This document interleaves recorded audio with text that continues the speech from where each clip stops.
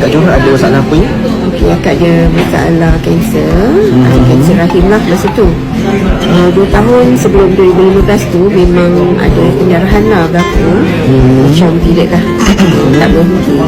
And then 2015 tu disahkan kanser rahim dan dah buat operation lah. And then tak chemo dan tak juga ambil radioterapi.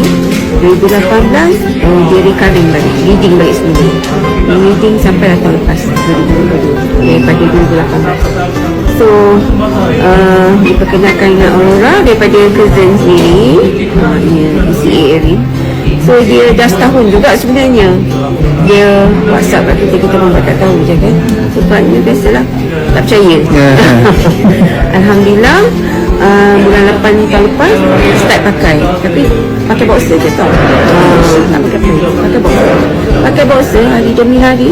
Nampak penurunan darah tu lah kan. So masuk bulan ke-5 cakap tak boleh lah sebab nampak kan perubahan tu.